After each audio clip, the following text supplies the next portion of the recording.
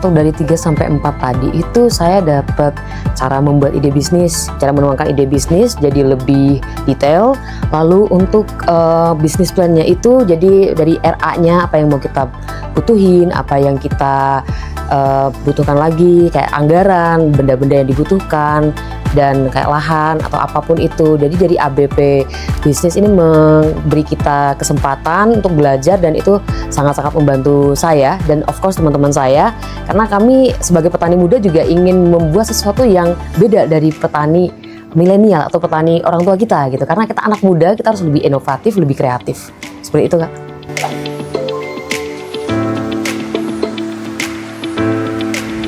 Sebelumnya, perkenalkan, nama saya Redida Pramana. Saya berasal dari Provinsi Sumatera Selatan. Alhamdulillah, saya juga sebagai salah satu peserta pemagang Taiwan batch ke-8.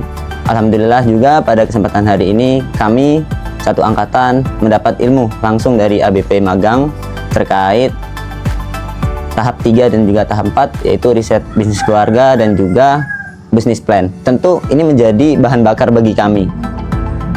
Apa sih yang akan kami kembangkan setelah kita mendapatkan modal dari Taiwan itu? Untuk saya sendiri, tentu ini akan menjadi bahan bakar buat saya untuk mengembangkan bisnis di Provinsi Sumatera Selatan, yaitu terkait perkebunan tanaman kelengkeng. Karena tanaman kelengkeng ini cukup menjanjikan dan juga varietas nukristal itu bisa kita buahkan di luar musim. Jadi secara harga itu stabil dan juga kita bisa manen itu secara kontinu atau berkelanjutan.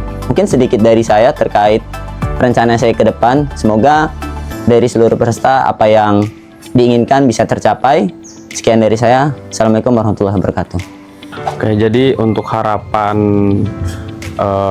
bisnis plan ini dari tahap 1 sampai 3 ini, harapan kami untuk peserta magang agar mereka bisa mengaplikasikan ilmu yang mereka adopsi yang bisa dibawa ke Indonesia. Hal-hal yang berkaitan dengan pertanian ataupun modernisasi alat pertanian, ya harapan terbesar kami adalah semoga mereka dapat membawa ilmunya sebanyak-banyaknya dan bisa diterapkan di daerah masing-masing, dan juga mereka bisa mengaplikasikan dan bisa menerapkan hasil dari pembelajaran mereka di Taiwan selama 1 tahun, bisa mengembangkan potensi mereka itu di daerah dan di daerah masing-masing mereka itu.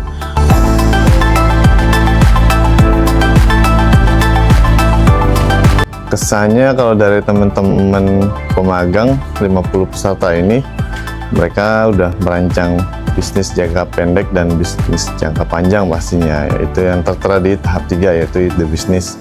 Nah, kemudian dilanjut lagi di bisnis plan-nya. Ketika setelah selesai magang, kemungkinan kan berangkat tahun 2026 dan akhirnya nanti 2027 setahun. Nah, itu teman-teman sudah mulai start di usahanya yang akan datang atau akan dilakukan nantinya setelah pulang dari magang. Yang pastinya di situ udah pasti pegang modal dari usaha magang, dan wajib sih kalau bisa ditabung ya per bulannya, biar nanti ketika pulang ke Indonesia punya save uang untuk membangun usahanya. Kemudian lagi di sisi lain itu, dari teman-teman pemagang harus mencontoh salah satu bisnis superstar atau mentornya si peserta ini untuk membangun bisnis yang dia ambil. Contohnya ngambil di bisnis peternakan, dia harus belajar ke siapa untuk meniru ya, terus kemudian meramu dan menerapkan apa yang sudah dipelajari dari pembimbingnya ini yang dijadikan superstar untuk di bisnisnya ketika mereka atau si peserta ini menjalankan usahanya di peternakan. Contohnya yang tadi ada teman-teman kami yang mengambil di sektor peternakan, yaitu penggemukan sapi, kambing, dan domba. Nah, dari situ cara manajemen waktu, manajemen tenaga kerja, manajemen kandang, dan manajemen hasil ternaknya itu sudah terperinci dan dicantumkan di dalam bisnis plan tersebut.